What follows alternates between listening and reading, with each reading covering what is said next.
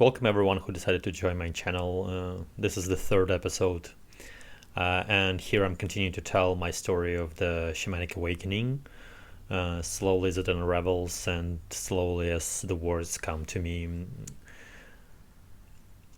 So we ended the previous episode on my move with Veronica to Vancouver, and once we settled and kind of felt the energies of the land, it was clear that there was something special for us here. And then eventually my father's soul was visiting with sort of just uplifting and inspiring energies. He was kind of like cheering for us to stay. He kind of like basically was happy that we made that leap of faith, putting everything that we had on the line to be able to do this and go into like many conflicts and stuff like that, but just determined to discover what life will bring us here. And soon enough, he also established a connection with the soul of my great-grandfather, Mikhail, who lived in Vancouver here, and it's apparently he stayed after his death around Vancouver just to sort of be here. Not sure if he was like expecting for me to come, but the thing is that like we kind of started to feel his presence as well, and occasionally I still sort of I wouldn't say that I chat with him, but he kind of like flies around Burrard Inlet occasionally. I see him there when I'm on the shore, and so we started to sort of build our lives and waiting for our packages to arrive. But at that time, it was January 2014, right? Like I was trying to sort of go into my routines and understand how the university works, just like have my classes, do whatever is necessary. But soon enough, by the end of January 2014, that war that we prophesied started to manifest, and the first signs were, of course, the situation that happened in Maidan Square in Kiev in the end of January 2014, February 2014, and it was evident, and there's like a plenty of reports and situations, just the way, like knowing the history and knowing how things operate, it was evident that it was all staged by Russia to sort of basically punish Ukraine for rebellion against their chosen president, right? Like at that time, the Yanukovych, he was just basically a appointee of Russia, and he was doing everything that they asked him to do. And that was in a conflict with sort of aspirations of part of the Ukrainian society that did want to break free from the past of the Soviet Union, to break free from the lies and from the oppression, to bring to the surface the knowledge, actually. Because you have to understand that the entire situation has been growing to that point since the Soviet Union collapsed, and one of the main sort of irritants for Russia was always the Ukrainian aspirations to bring to the surface the truth about Soviet Union. And that's basically the reason, like the main reason why Russia is engaged in the war in Ukraine, is that like there are too many archives and too many also people who want to expose that. So right, like so that started with the truth about the Holodomor, which was the, I don't know, like ethnical cleansing of Ukrainians. Basically, it wasn't like staged like that. Of course, nobody like did it in this way, but the way that Soviet Union managed Ukraine was for that purpose, is that like to extract the resources to basically make people poor, so they would start to sell their gold and their possessions for Russia, for the exchange of like for food. And then there were literally situations where Soviets would gather Ukraine-speaking like writers, Ukraine-speaking poets, musicians, and they would just like sort of invite them to attend Ukrainian festival, and then they just like kill them all. That was just a normal thing for Soviet Union at that time, and we basically have to understand that when Soviets came to power, they only controlled Moscow and St. Petersburg, nothing else. And so since then on, since 2018, their goal was to sort of occupy as much land as possible, right? Like to sort of create as many republics as possible, with the end goal to create the New Zealand Soviet Republic. That was the sort of the highest aspiration of that system. And so that's how they started their journey, is that they, by like 1920, they started with occupation of Ukraine and then moved on to Siberia and other regions, like the 15 countries that were part of the Soviet Union. They were all military occupied after Soviets came to power. They were not like sort of agreed to be in that union. It was all happened with force, with ethnic cleansing, with expropriation of resources, with destruction of the native languages, native cultures, and Ukraine suffered the most. Mainly because of the resources, right? Like the oil reserves that were not discovered in Russia yet. Most of the oil and gas that Soviet Union used were either from the Caucasus region or from Ukraine. And so when the Soviet Union collapsed, it was sort of evident for that there are passionate Ukrainians, sort of like, let's say like me maybe, but more passionate, who like really dedicated to discovering the truth, is that they started to just like share it, and they started to bring to the surface the knowledge that they could discover. And of course it was all coming from sort of like the Western Ukraine more than Eastern one, because that part was kind of like always more indoctrinated into believing the Russian system. And just in general, like the story of the language, like looking at the past lives of people who I saw, even like in 19th century, right, like Russians tried to do as much as possible to destroy Ukrainian language and just like make it sort of absent. So it was a continuous effort from like, I don't know, for last 300 years to basically remove the identity and like destroy it as much as possible. And of course, you can also argue that Ukraine had no real identity ever, because it was always sort of in between the countries, sometimes it was Poland, sometimes it was part of it was Romania, and part of it was Hungary or Austro-Hungarian Empire. But sort of in my perception, this is the identity of Ukraine, right? Like sort of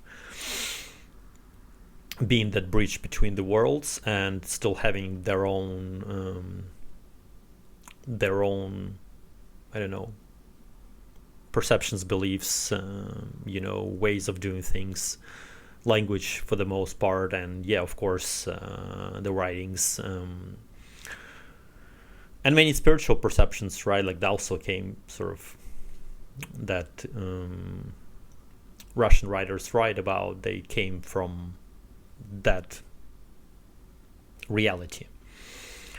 And so this was ongoing aspiration of Ukrainians, is to sort of bring to the surface the truth about their country. And so it started with Holodomor, and it was kind of educated and explained to Ukrainians how it would actually went down, how basically around 8-9 different numbers, 10 million people were basically killed through the starvation, through the expropriation of their grain and their food supply. And it was even after that was called when they exterminated rich people in 20s. That was another wave already by that time.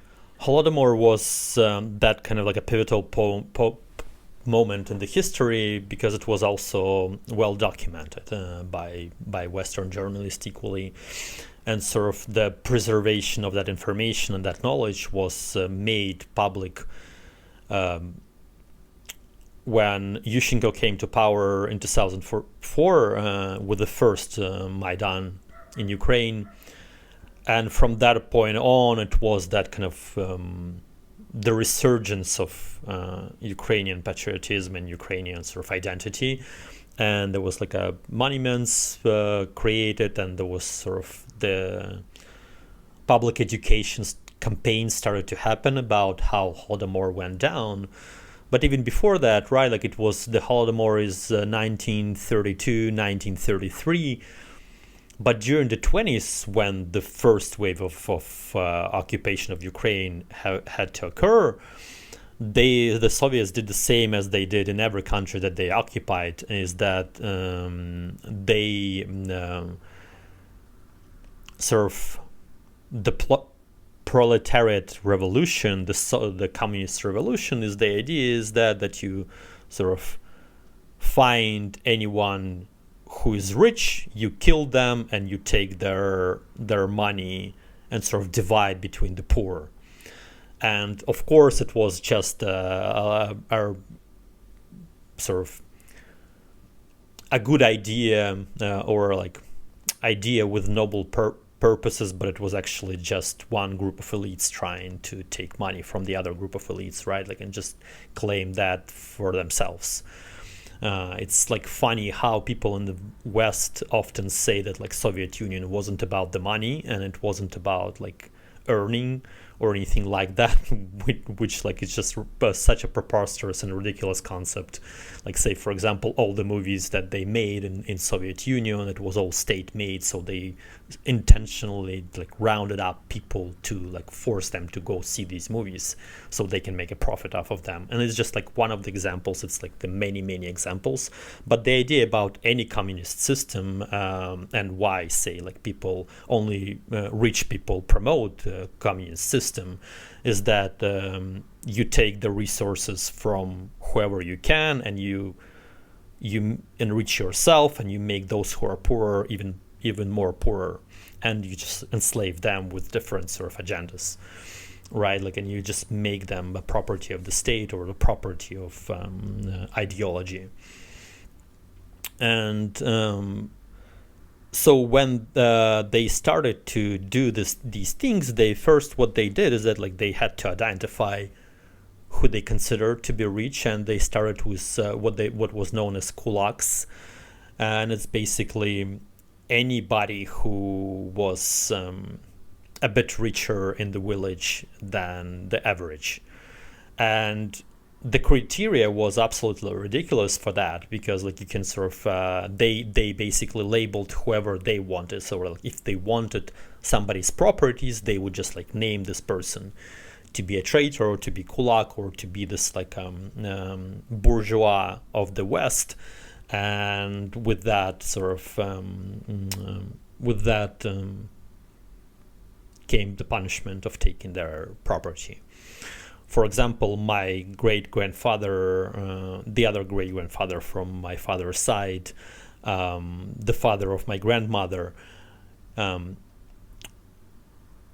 So my grandmother had a family, and there were 9 kids in total. They were living in the village, and sort of 2 adults, right, like father and mother, 11 people altogether living in this one household. And that was like in 1920s. And they had 3 cows, for example, right? So 3 cows and 11 people, you can do the math. It's not that that much actually to be able to survive and to be able to sustain the entire family and all the people in it. But for the Soviets, it was considered to be that he was that the father of my grandmother was considered to be a rich man. So they gathered him, they basically killed him, and they expropriated all the property, the land, the cows, and they sent all the 9 children into orphanage houses. And so my grandmother, for example, like haven't seen most of her brothers and sisters for the entire life. She only, I think, discovered one or two persons from. So when you can see that, but yeah, he was definitely rich, and he definitely should have had this fate, right? Like anybody who's like, and I would always tell that to anybody, and especially like in Canada and US, who advocate for Soviet type of system or for any kind of like a socialism, economy, communism. This is what they are preparing to do. Anybody, like literally anybody who's arguing for socialism and communism, this is what they want. They want children to be orphanages, so they would be considered to be state property. They want to expropriate property for themselves, and they want to kill anybody who doesn't agree with them. And you have to consider like all the communists and or anybody who's saying that they're socialist. You have to consider that these people, they are ready to kill for their beliefs. This is like very important to understand, because like sometimes you just like think, oh, it's like people have different opinions, they can have different ideologies, and I'm all for the freedom of opinions and freedom of speech. But you just have to be aware that these people will not stop at anything. So if a person proclaims themselves to be communist or socialist, they are ready to kill for their beliefs, and they're ready to make you suffer for your beliefs. And they're not taking, they're not considering, like if I'm considering, say, you can have any opinion, they do not consider that anybody can have any opinion. So if they are not violent at the present moment, it doesn't mean that they're not going to kill in the future. And the entire idea behind the Soviet system, or the communism, if you want to say, is that like it can work under certain conditions. And the conditions are quite simple. To be able to create the system that they prophesize, where everybody is equal and everybody is like the same, you have to kill around 15 to 20% of the population to be able to achieve that goal. And that 15 to 20% of the population is that usually your shamans, sex workers, spiritual guidance, counselors, like artists, poets, creators, writers, any kind of like painters, anybody who's sort of intellectuals, anybody who has a critical thinking. So these people usually, it's around 15% of the population. They are born like that. They are born to be guides of others, and they born to be this bridge between the physical world and the spiritual world. So in order to achieve the system of unified comfort, or like whatever they call it, the utopia that Soviets always try to achieve, you have to kill those people, because they will never comply to that system. Just because it's not because they're sort of stubborn, but that it's their sole purposes, it's their essences. It's something that you can't like change in them. And it's basically, if you look at the history of Soviet Union, if you look at the history of Nazi Germany, those both systems prove that people have souls, because most people who oppose those systems, they knew the risks, but they still did it. And they did it not because they like wanted something for themselves or like even for their close ones, but it was just inherently wrong for them to be able to do that. So anybody who's advocating for any kind of type of Soviet or socialist or communist system, they're ready. This is their plan. So this is the only way they can achieve their goals. And if they're set their goals, they would do it. The problem is that the nature balances everything. So, and the Soviets proved that, right? Like, so when they came to power, they tried to use the system to basically prove that the God and nature doesn't exist. So, and they started to round up all the artists, or all the critical thinkers, everybody, even like inventors, like stuff like that. So they killed them all. They tried to kill as many as possible. And what happened is that like in the next generation, still a new generation of people with the same talents were born. So it was achieved initially, but the problem is that the nature keeps balancing itself up. And so like, again, I'm saying the same thing about sex workers. People think that if they would kill all sex workers, then there would be no sex workers, but the balance would be still restored. The new generation of women would be born with the same talents. So there is nothing that people can do to be able to achieve the society that they want to achieve, that this like unified conformity where all people are slaves and all people are basically robots and can be programmed to do anything. That was the aspiration of Soviet Union. This is right now aspiration of Canada and aspiration of European nations. But I'm like just presenting that it's not achievable. It's only achievable if you would be able to kill these 15 to 20% of people in every generation. So if you set yourself on this path, if you believe that you can build the communist or socialist system that like would sort of work for everybody, this is what you have to do, is that like you have to find shamans who would see the potential of children when they're being born, and you just kill those who would have clairvoyant or spiritual or creative powers. And this is the way to build the utopia that Canadians, for example, would like to build right now in their country.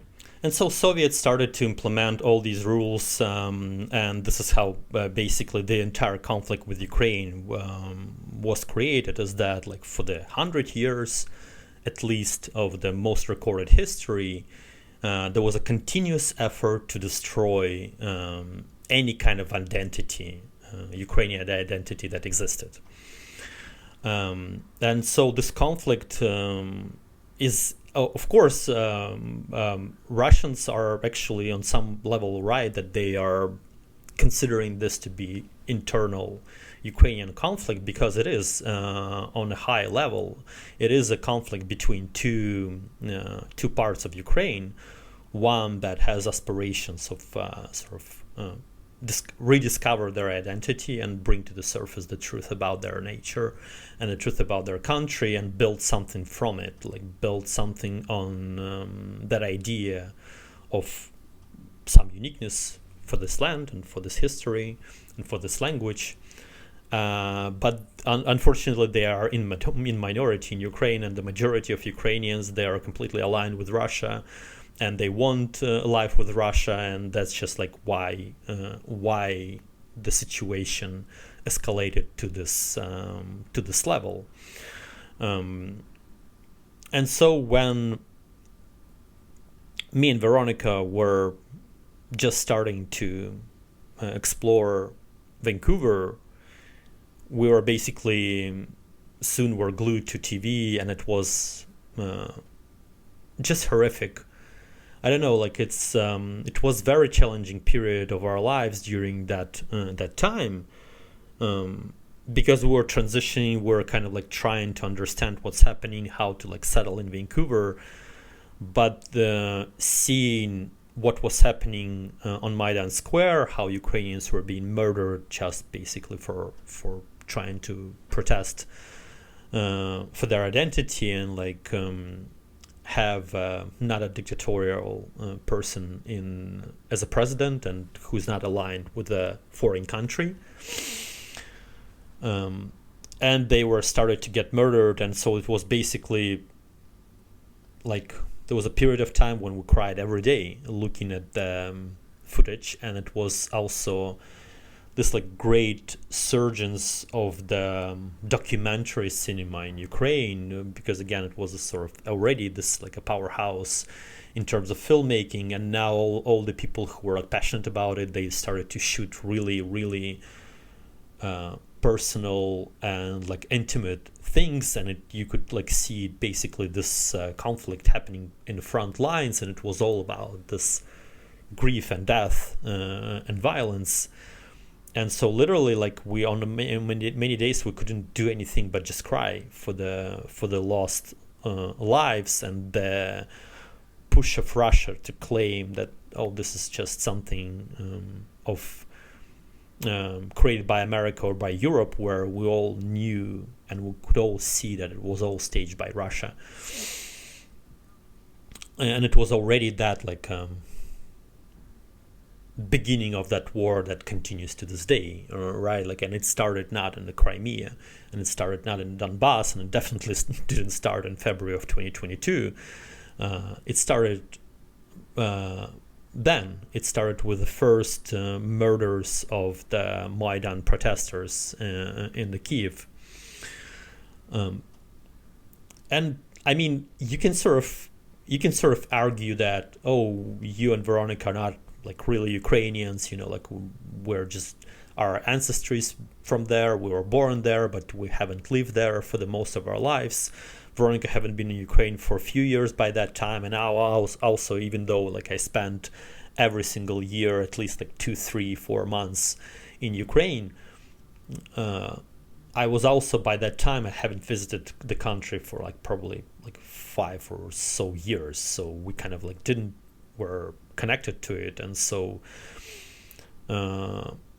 but that's the thing, is that it surprised us equally. We never watched or looked at what was happening in Ukraine before that. I was just sort of knew the politics, knew the history, but wasn't that kind of tuned in. And this is sort of how the land speaks to you, right? This is sort of the ancestry that resonates with you, is that our tears were completely real. They were not sort of pretend to be sort of that we're playing this victim card, that we're Ukrainians, poor Ukrainians who are sort of suffering. No, it was actually a real thing that surprised us both, and we both kind of were tortured by the events that keep happening, and at the same time we couldn't stop sort of research and couldn't stop looking. We spent most of our days trying to gather as much information as possible, trying to understand what was going on, and trying to sort of energetically support. This is sort of our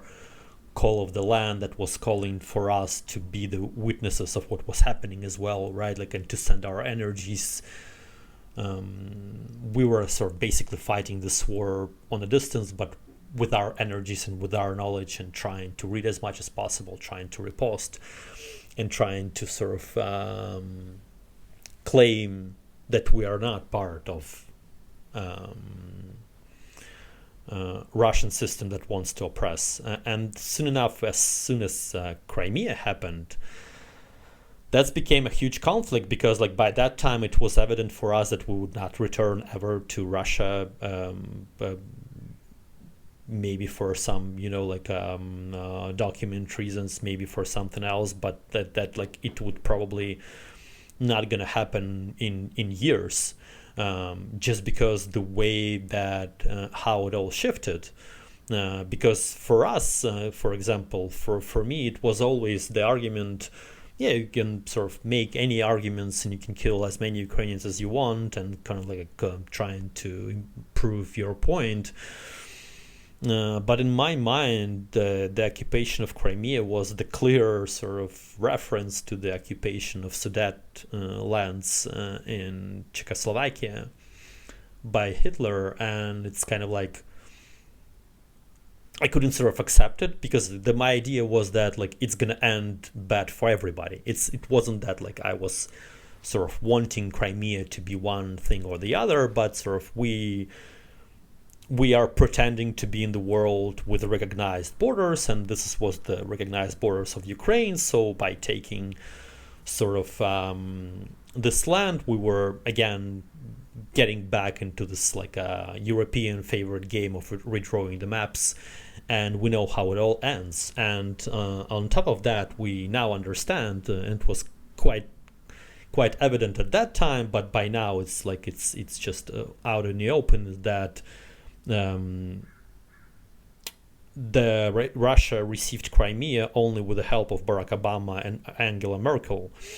They were the ones who told Ukrainians to stand down and to not fight for their freedom. And of course, if Ukrainians would fight at that time, they would definitely lose, but at least it would be fair game. that would be at least, and again, Russia would lose a lot of resources in that campaign if they would be met with force. But I guess Angela Merkel doesn't know the history of Germany, and we know the intellectual abilities of Barack Obama, and his blindsidedness and his desire to start any possible war. So the Nobel laureate of peace was the one who basically engineered this war and who made it possible by giving Crimea to Russia. And so, but what was the weirdest part that started to happen is that, like, literally 95% of Russians started to chant Crimea is ours. And it was this like completely schizophrenic or like delusional period of time where there was no reason, there was no arguments, there was just like this complete, I don't know, like they're high on adrenaline or something. That just like there was no possibility to even make any kind of arguments. And of course, our arguments is that like you can sort of do anything, but not to the extent that you sort of take lives of people. But for Russians, it was sort of this thing is that like, oh no, we're going to kill everybody if we need to prove our point. And so at that time, it was sort of all my friends who I communicated with, they were all on board with that.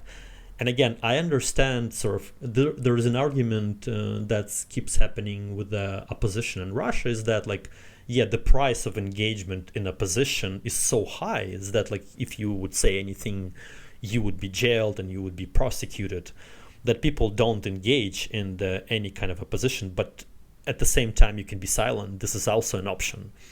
In such systems, the silence is not considered to be, by any sort of moral standards, would not be considered as treacherous or like treasonous or as malevolent, because it's like you trying to protect, to save your life, you're trying to save your beloved ones.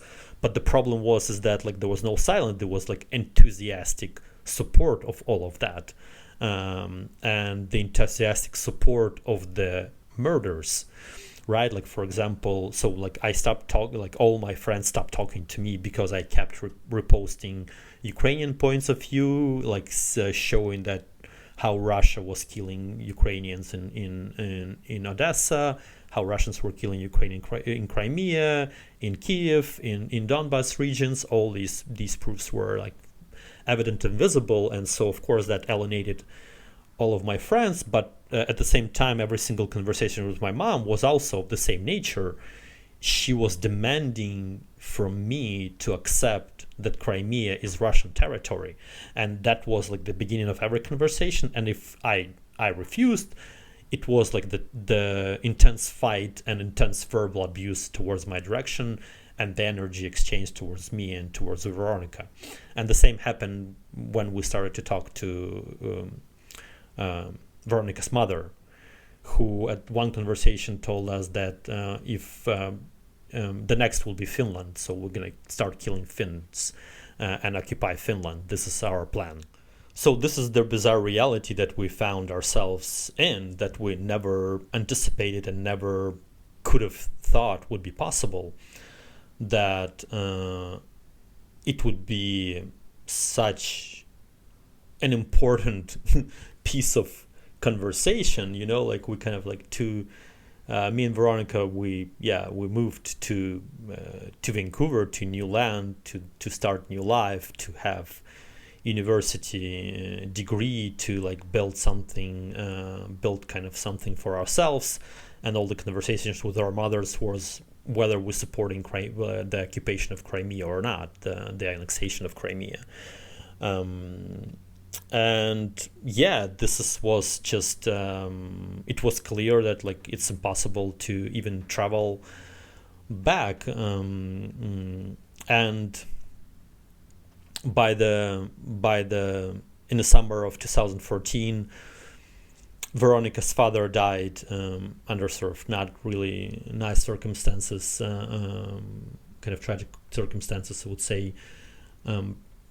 He was 54, and yeah, it was also like sort of hard because it was clear that Veronica can't go, and it was also just taking a toll on her, like just being able to process it, but not being able to say goodbyes and all of these things. And now we found ourselves in this like the new reality where sort of we could relate. And yeah, our mothers became sort of like more unhinged with that Crimea nonsense, and it just became this like a constant irritant and the reality. And that time we were sort of renting our apartment that we lived in Russia, and using this money to pay for the rent here, because Veronica was still struggling to find a job. She had like occasional gigs here and there, and me too, but we didn't have anything solid. And yeah, it was kind of challenging to survive financially here. And sort of in the first 1.5 years, we continued to receive that money, but by the summer of 2015, my mom made the arrangement that she sort of forced the previous tenant out and put her own tenant and just took money for herself.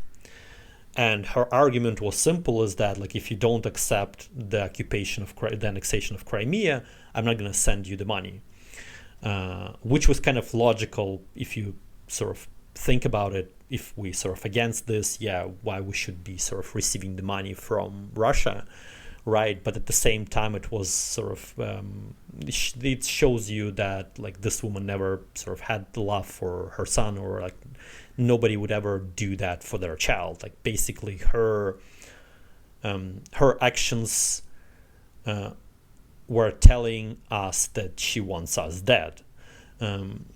And just the hatred and the conversations, any kind of like exchange was always like clouded with that, with these demands to accept the Russian point of view. And that was like the only thing that like she would consider to be sort of like, it wasn't even that like we had to accept Russian point of view. We had to consider her point of view, right? Like sort of, so she would always write, and everybody's wrong. Like she's kind of like a very, very Canadian woman in that sense, that everything like how she would definitely allow it here, because like this is sort of the engagement of Canadians, that everything that we do is right and nothing that we do is wrong, and sort of like you have to accept it because you're a stupid immigrant.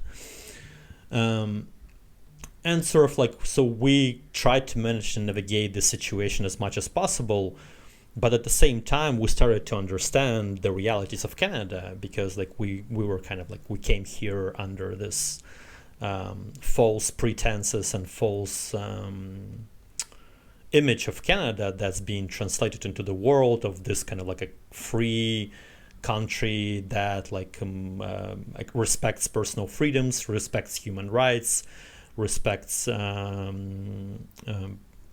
freedom of speech, and the country that has the Charter of Rights and Freedoms. That was sort of my understanding when I was like sort of reading the Canadian Charter of Rights and Freedoms. I was sort of always inspired by it, and I was like thinking high of Canadians and thinking like, oh, if they had that document as their main sort of document of rules of engagement in their society, it means that it's really truly free and empowered country, and the people here are the same, that there would be sort of cheering for liberty and cheering for personal independence and for personal spiritual beliefs and the personal truths. And that turned to be complete lie and complete just like sort of a facade that Canadians present to the world, I guess, to extract money from international organizations or to have like the leverage. I'm not even sure how it's been sort of accepted that the country that doesn't even have the elections, and where you can't elect a leader of the country, is considered to be this like a democratic and free country. something that like completely bizarre to me to this day, and something that like I keep sort of fighting, exposing, because I just, it's impossible to accept it as sort of a good and healthy and society that can dictate others how they should live their lives. So by this point, we started to understand what was happening, like say in the middle of the like half a year later, once we moved. Because what started to happen is that like if I would start to talk about my beliefs about Russia in university, and that the occupation of Crimea would not lead to good outcomes, it would be bad for everybody's involved, that it's not like that Russia has a malevolent intent, all my words were met with resistance, and I was like struggling to understand what was happening, because again I was convinced that it's like a free country that's heavily aligned with the US.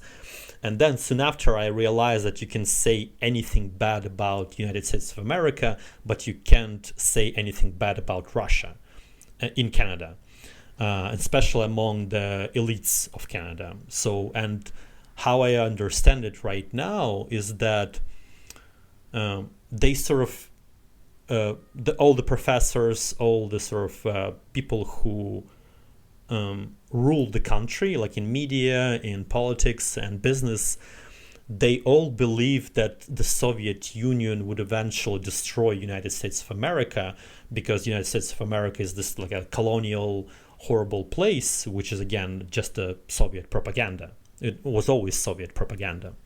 Of course, America has its own problems, and not all the things that America does I'm supporting, and there are many destructive tendencies and hubris and arrogance equally present, and this like a level of superiority that nobody likes. But at the same time, this entire idea that everything in America is bad and Americans are bad, and that they, to the point that they just need to be eliminated.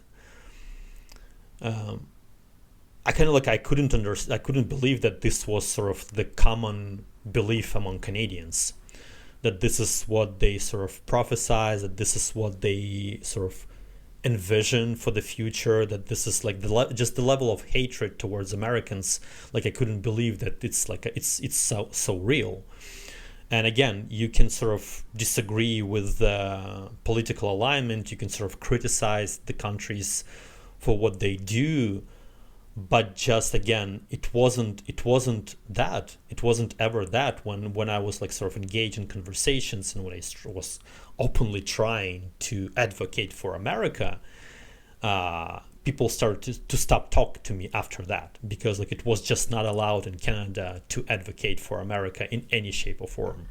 There's nothing that Americans ever did or do or will ever like be able to achieve that Canadians would accept, and it's just like, and this is simply like again internal hatred. And again, I know we can sort of understand that Canadians are so like they're brought up in such a society where they're completely broken and shattered and neglected and abused, that they sort of project their abuses to others, and sort of they just look for the object of hatred, right? Like this is something that any psychologist would sort of show you, that like, oh, if you have sort of the feelings that of inadequacy, of limited self-worth, of limited self-esteem, and this is something that like heavily heavily seen among the Canadians, that like most of Canadians who I interacted with, they have very low self-esteem and very low self-worth and like negative self-image, right? Like, so if you are being raised in that kind of like environment, you would of course look for like blame everything on somebody else, right? Like, and but just the level of hatred towards the people who you share culture, who you share music, cinema, everything, who you share language with, who is your main trading partner, right? Like sort of like Canadians try to pretend that they're like sort of best friends of United States, like on the image, right? But underneath it's like everybody just like despise Americans and hate them. And so how I understand is that so Canadian elites of like professors, media, politicians, business, they all lived in the world where they believed that Soviet Union will become so powerful that it will eventually destroy America, and that they will be part of the Soviet Union, and that they will sort of live in utopia and everything will be great. Like I think that was sort of the image, the idea. Like all the people, all the professors who I interacted with in university, they were like all in their 60s, right? So they're all coming from this generation of like slackers who basically wasted their youth on LSD and like just partying and not like doing anything solid. And in their perception, it was always like this and that period was also signified by intense Comintern and Soviet Union propaganda of how bad America is, and sort of this is how Canada basically, like how the main people who rule this country right now think, right? Like so what happened is that when Soviet Union collapsed, and I also have to tell that like the same basically the same perceptions are shared by the sort of, I would say, at least a quarter of Americans, right? Like sort of the whoever we consider to be a woke mob right now, all these like university professors, again, media personalities, like think tanks, they all perceive the world the same thing, is that like they look for American demise to be replaced by the Soviet Union type of system of slavery. And that apparently would bring utopia. And of course it would bring utopia for them, but not for the rest of us, right? Like, so that's why they're advocating for it. So when the Soviet Union collapsed, as far as I understand, the belief of that people haven't changed. They continue to believe that now it would be Russia who would sort of destroy America and who would like save the world from this imperial horrible force. And so when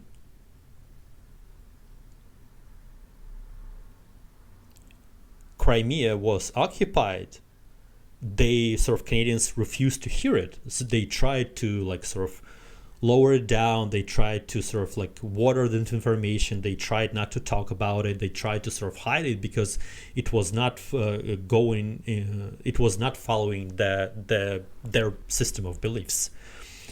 That Russia was always good and Russia was always empowered, and like everything that Russia does is good compared to America. So right, like by the end of 2014, I already had strained relationships with most people who I interacted with because I was openly saying good things about America, which I was not allowed, and I'm openly saying bad things about Russia. It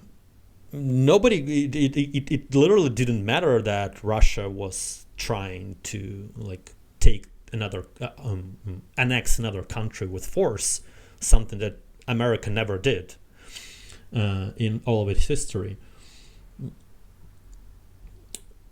But somehow it was sort of, for Russia it was allowed. I continuously to struggle to understand the logic of Canadians, and this is sort of something that sort of my journey is about partially. But yeah, sort of this idea of like just universal hatred, and like since Americans are free, and Canadians know that they are not, this is sort of like of course the element of envy as well. And just in general, you have to understand that we quite soon started to understand that the hatred is just a natural sort of state of Canadians, I'm living here for 11 years and I know who I supposed to hate, because Canadians always tell us who we're supposed to hate, but I never heard that they love somebody or something. And just in general, the nature of this country is that there is unconditional love is forbidden here, and it's punished if you express love here. And it doesn't really matter if romantic relationships or any kind of other relationships, or even as a practitioner towards your clients, if you express love, you're being punished for it. And if you try to express romantic love, you will be double punished for it. So love is basically something that's absent in this country, and it's again deeply hated, right? So for example, it was always kind of when we came to Canada, all Canadians hated the previous Prime Minister Stephen Harper and immigrants. They claim that all their problems are only because of Stephen Harper and immigrants. So there was a lot of hatred towards that. Then when Donald Trump came to power, it was the hatred towards Donald Trump and all Americans. Then when COVID came, that was a hatred of everybody who's sort of not complying with mask mandates and things like that. And then it became sort of once that ended, it was again sort of hatred of immigrants, and then it was the hatred of Justin Trudeau, and now it's the hatred of Donald Trump and Americans again. So this is and the way that Canadians switch between their hatred is just it's just such an amazing thing to observe, because they kind of almost a unified herd that immediately switch to the agenda at hand or the religion at hand, and their hatred just sent towards that. And it's kind of it's like a mental health institution, right? You're living in a mental health institution and you're trying to navigate this a bizarre type of world, because you kind of, not only that I don't want to hate anybody, I don't, it's not something everybody's doing things that they believe are more morally right by their standards, but I'm not accepting that Canadians are morally superior to everybody else, so they can dictate to everybody how they should live their lives, or who I should hate or who I should love.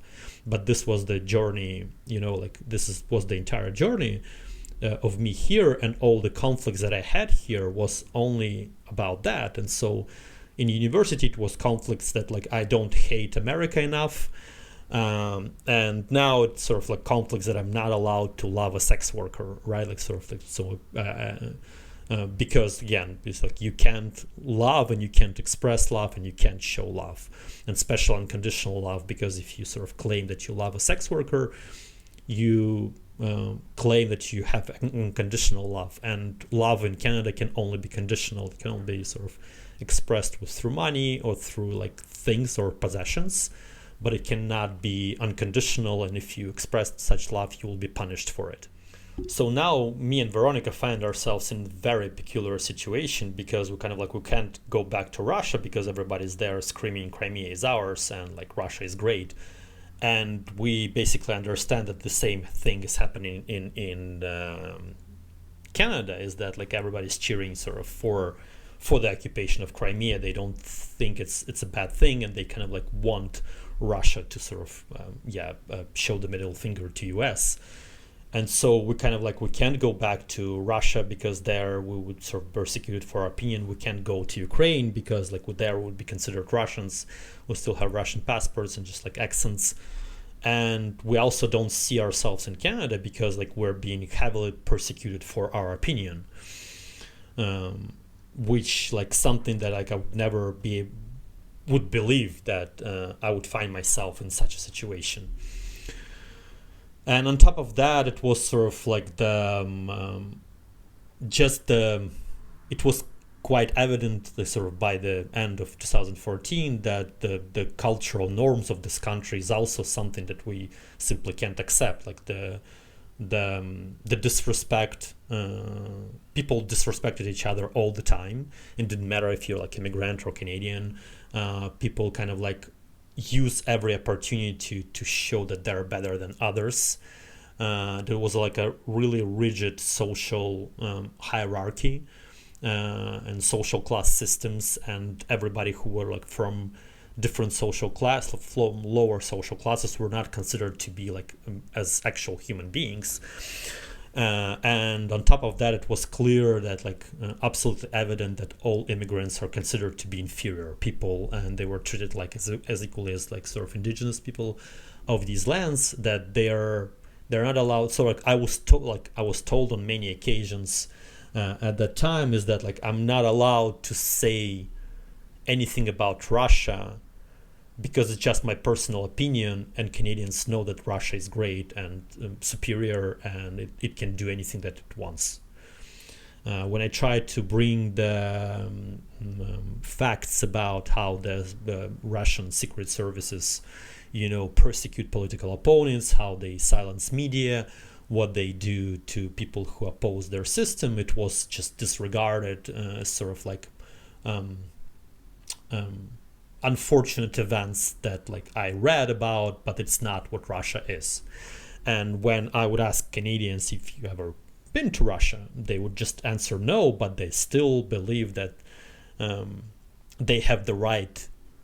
They know more about Russia and they have the right for their opinion, but I don't.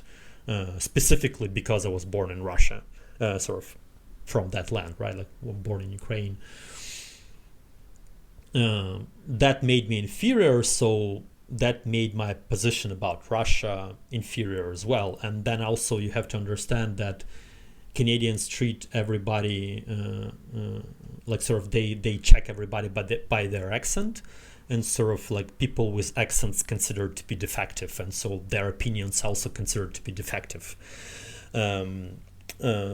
I also had instances where like the sort of I got by that time Veronica experienced like intense bullying in her gigs and work, like whatever where she did. She was also like sort of like again treated as inferior and just constantly bullied for the way that she spoke, because like she had good knowledge of English, but still there is still time to readjust, right? Like there still should be sort of like a grace period where a person can like sort of shift their gears, let's say it like that. And for Veronica, just like took a little bit more time to get accustomed to speaking and like just interacting with everybody in English. It was kind of like a big adjustment for anybody, but like you were not allowed to have that grace. Like Canadians like always to use every opportunity to bully her, and that sort of like created this like a patterns where she like sort of would hide inside from these abuses, or like start to like sort of spend more time in home, started to sort of like be detached from the society, because like again because of the constant disrespect and bullying. I got another job by that like by the end of 2014. I got a job as the assistant editor on the in the School of Social Work, so I had my TA position in classes. I continued to do my classes, and I also got this job where I sort of edited. There was a School of Social Work, so they were dealing with Inuit history, and so they were trying to record this like a movie about the construction of mine in Rankin Inlet, which employed Inuit laborers, and how their lives were basically shifted. And so there was like a bunch of interviews already pre-recorded, and then we also went to Rankin Inlet to sort of shoot the location of that mine, and shoot the narration of the movie. And I was like sort of invited as to shoot these things, but also to edit it and to like create subtitles for the story.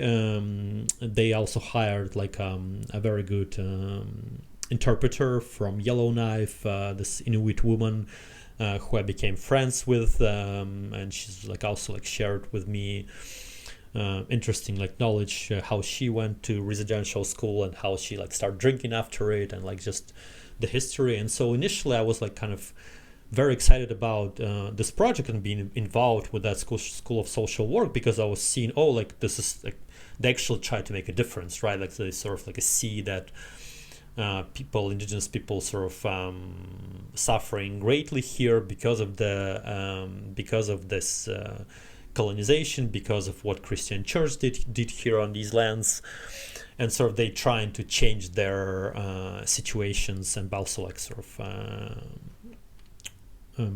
tell their stories, right? Like this sort of. And it was interesting that I actually made two trips to one to Rankin Inland, one to Joe-Haven, and Joe-Haven is like a beyond the pole. It's like an island beyond the polar circle, and it was also very kind of like a spiritual trips, because when sort of we came to Vancouver and I looked at the map of Canada, I just had this honest wish, and I told Veronica, like at that time, it's like I said, I want to go as far north as I possibly can to just see the land, right? And this was sort of my conversation with these lands. And yeah, soon enough it manifested in that, like I actually went to Joe-Haven, which like the furthest place that you can go, and spend a week there, like just shooting some elements for these movies. But quite soon enough, like the professor who hired me for that job, he was one of the heads of the Department of Social Work. He soon enough started to sort of openly advocate for Russia, right? Like sort of, and at a certain point, he told me that Ukraine is not a real country and it should be taken by Russia, and it's like how it should be, and it's like why it's even like a separate country. It should never have been a separate country. And when I asked him if he ever been to Russia or Ukraine, he of course said that he never been. And I was like completely shocked by that sort of perception, because I'm kind of like, I don't understand what's going on. Like I still didn't know that like this was just a normal common perception of the majority of like Canadian elites, that this is how they see the world, and sort of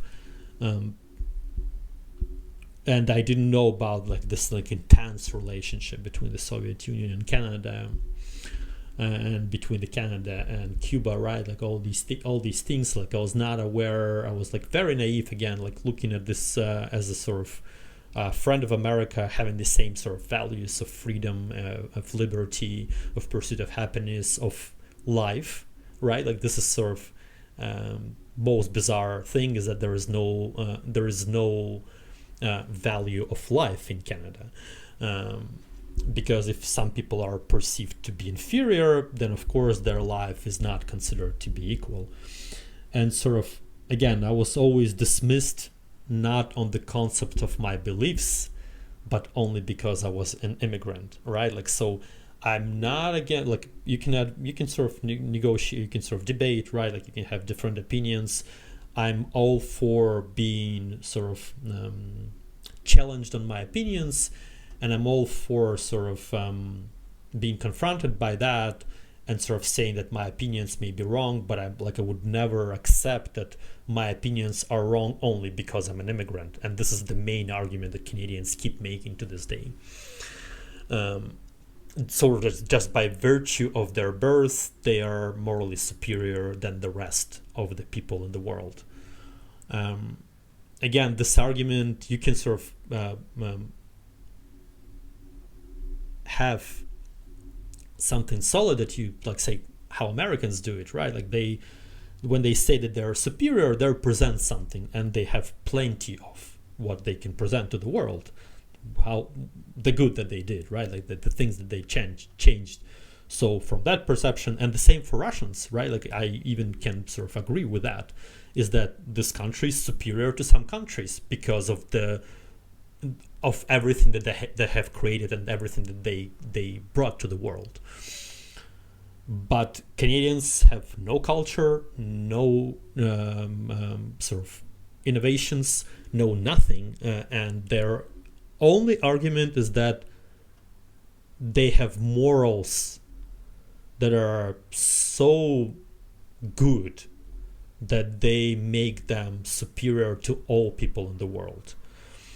and this kind of like including indigenous, right? Like so, and this was sort of something that like I started to uncover and started to see with my own eyes, that it actually wasn't about helping indigenous, it was just exploiting them, how it was before, for the entire history of Canada. So slowly I started to realize what we're actually dealing with.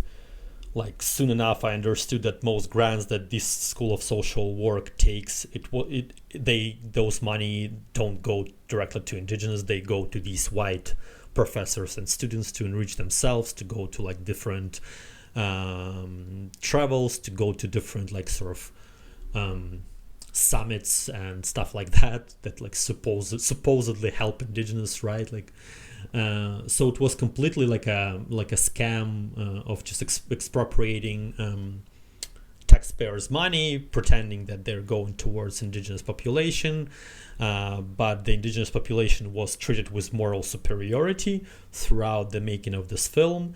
This professor eventually exploited this woman who was our translator.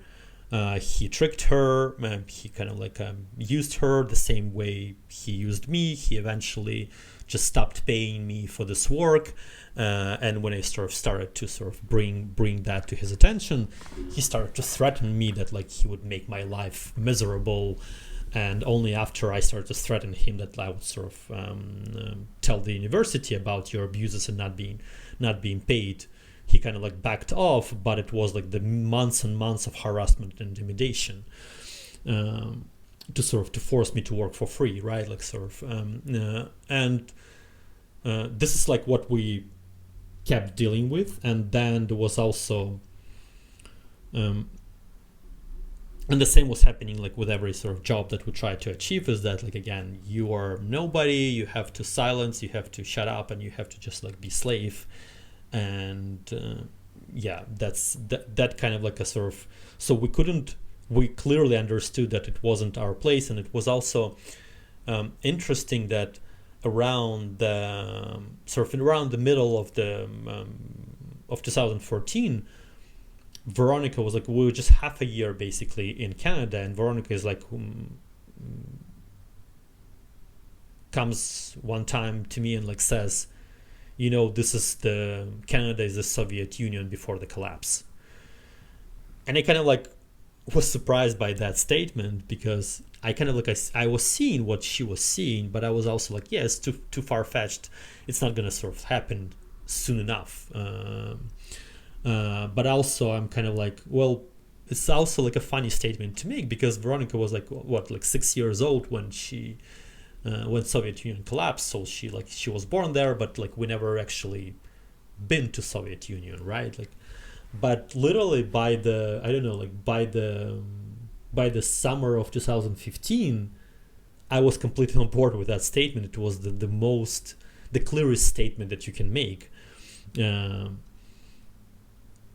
And like the most sort of like the joke that we had is that like our mothers always say that Soviet Union was great because the bologna sausage always cost 2 rubles 20 cents, and it never changed throughout their sort of life in Soviet Union.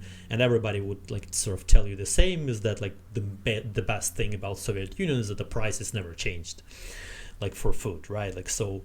And evidently enough, in the spring of or in the summer of 2015, bologna sausage cost $2.20 in Canada. So for us, it was kind of like this joke, is that like, this is definitely Soviet Union before the collapse.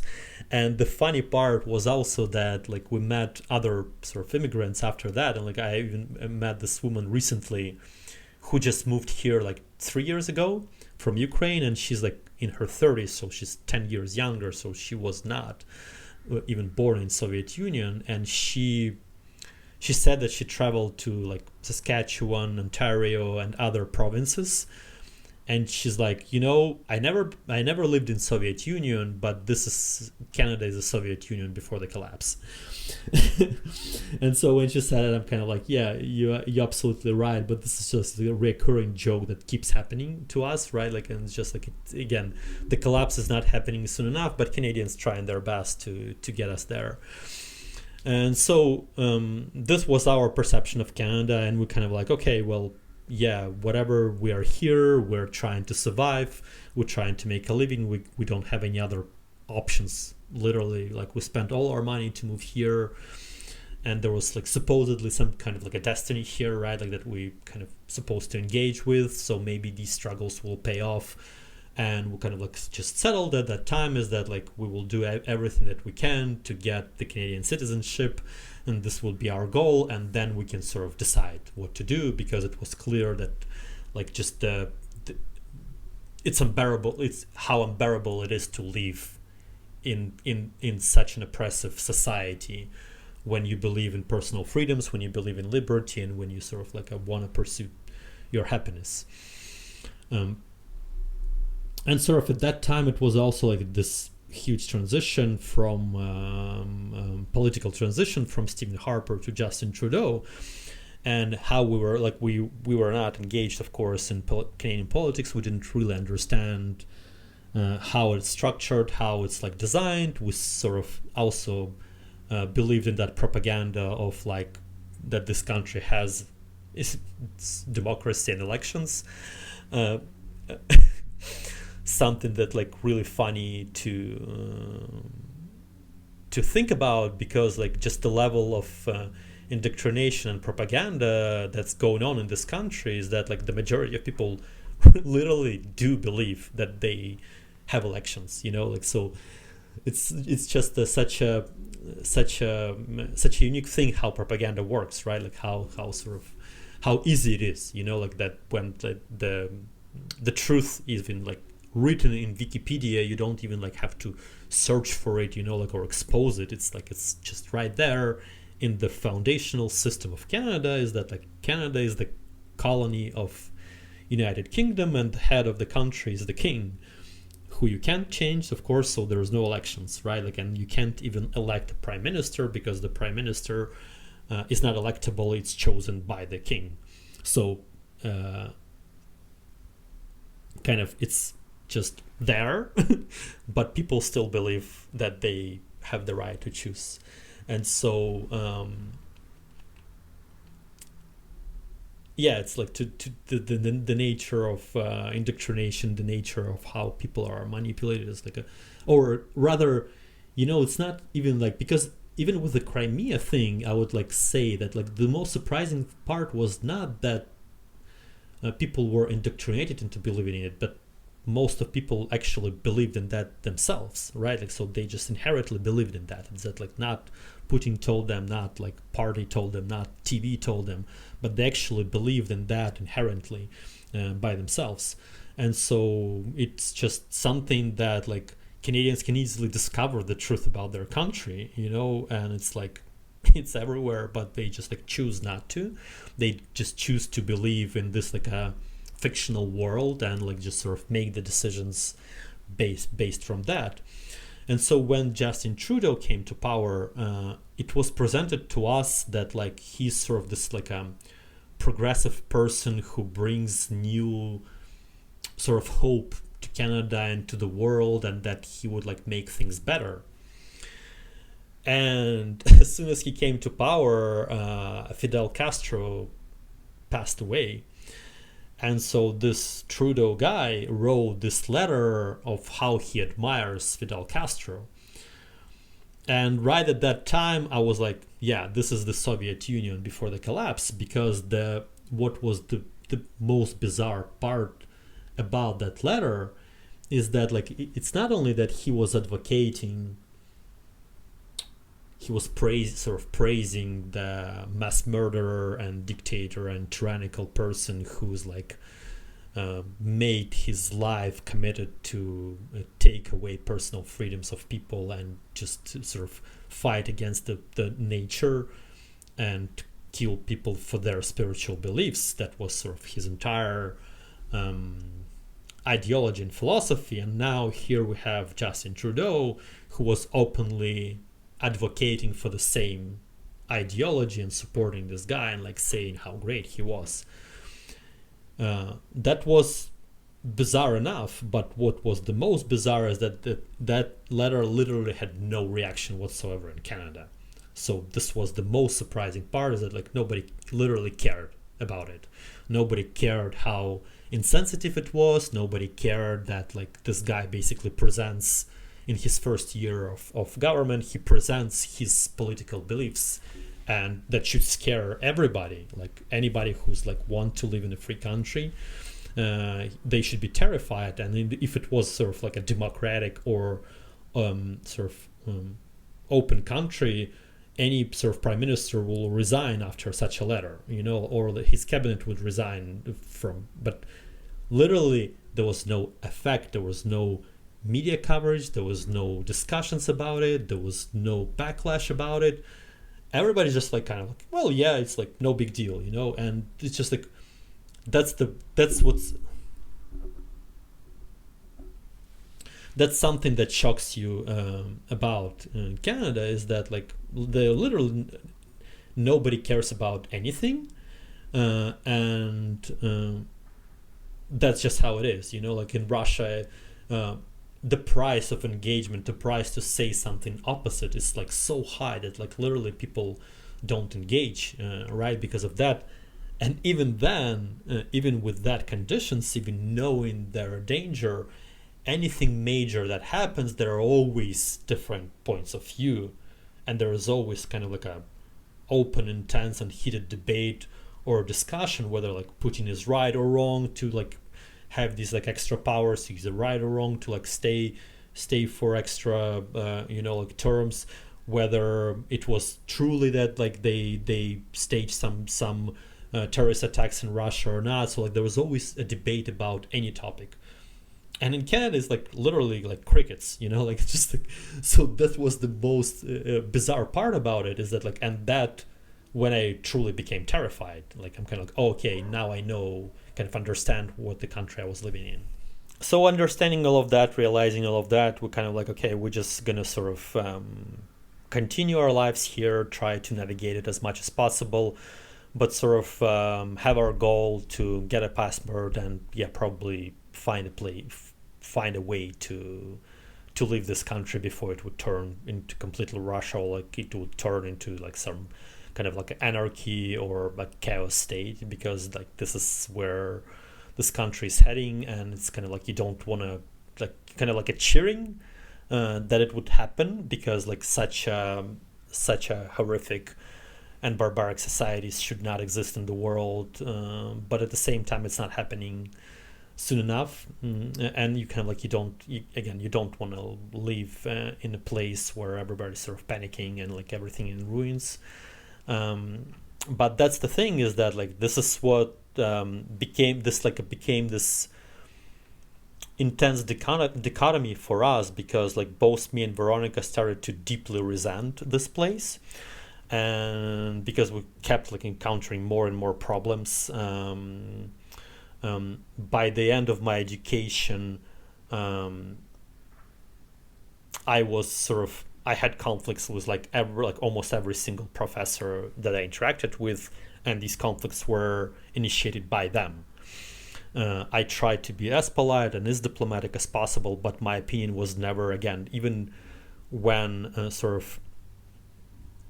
it ended with like we shot my master's thesis in the way that I proposed it, and sort of this professor insisted that I must re-edit it in the way that he wanted to re-edit, not how the story was unfolding, or not the story that I was telling about. And I basically said him no, right? And so he started to emotionally abuse me at that class, and intentionally sort of provoke me, and sort of I just left to avoid the conflict.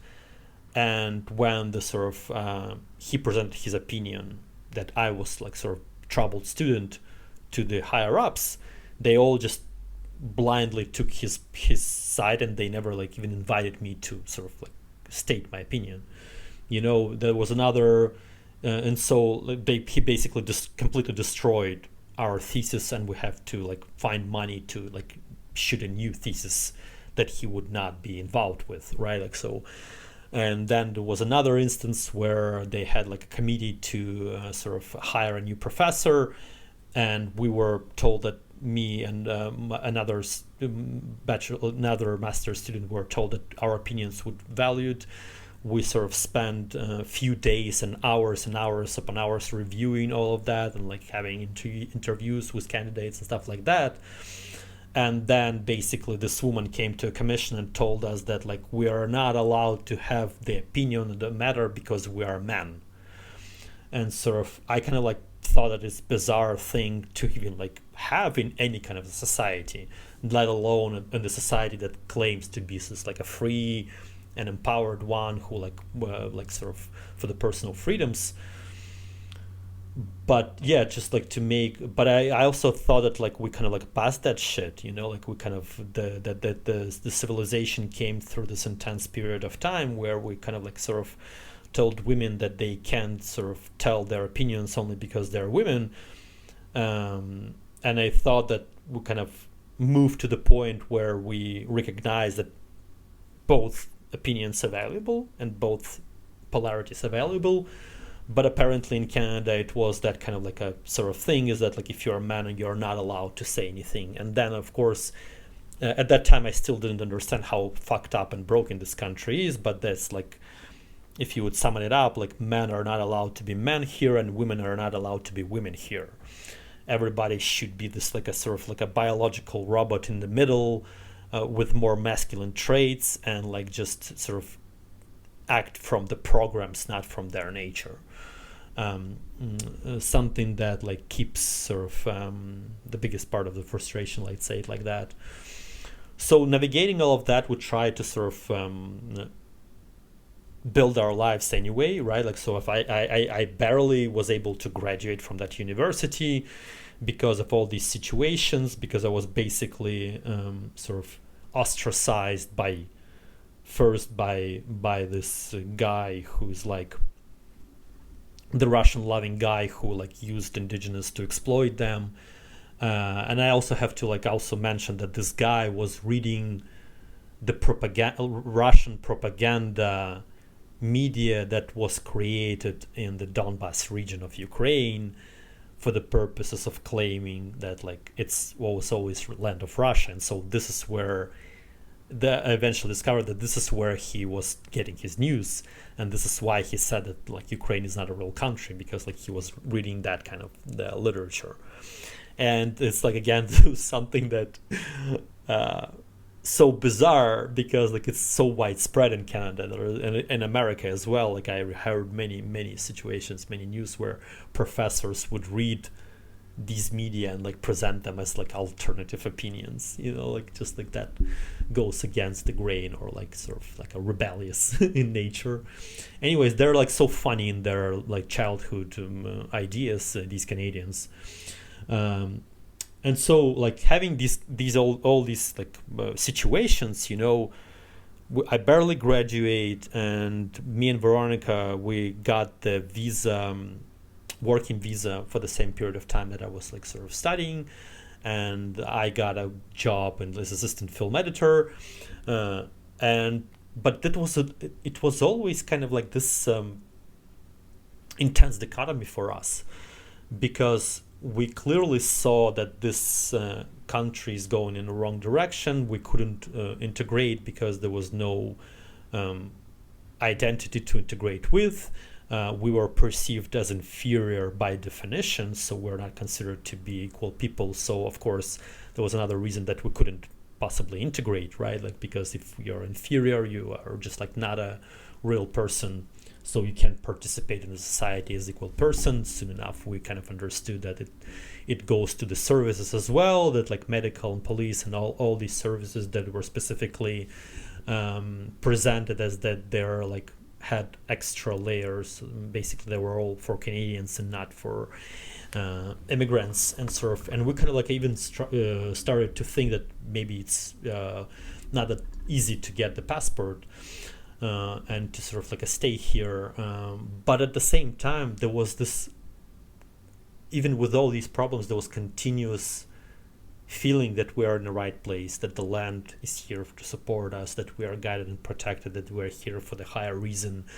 By that time I was talking to the trees, and I was kind of like when I had a bad day in university, when I was like, sort of abused or like mistreated, I would just like go on the street, and the trees would sort of like cheer me up. They would kind of like almost, like hug me and say, like everything's going to be good. You're here for the higher reason. It's just the obstacles that you need to overcome. It's all going to be good. You're going to find your purpose and your destiny here.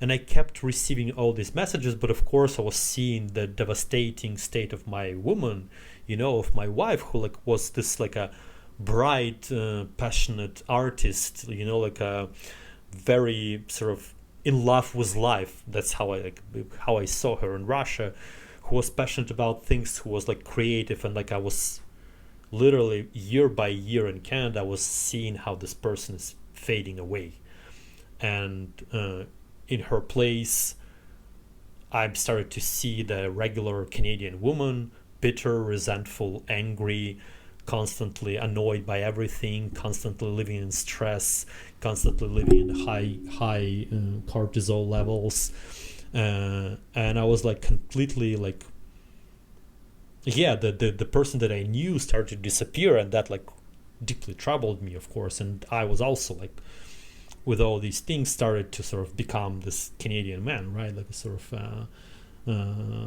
this opportunistic asshole who's like just trying to get through the day, who's like just sort of angry all the time, and like trying to sort of fight for his piece of bread, like sort of just, you could see that you didn't even have to be raised in this country to become that. You just like need to be exposed by it, and like then you sort of develop these traits that you see in Canadians, right? Like, so that like I never enjoyed it, but still it was this sort of, the faith was always there, like the faith in our message, in our story, and that like we would figure it out, that we'll discover ourselves, and that we'll find ourselves, and that there is a higher reason.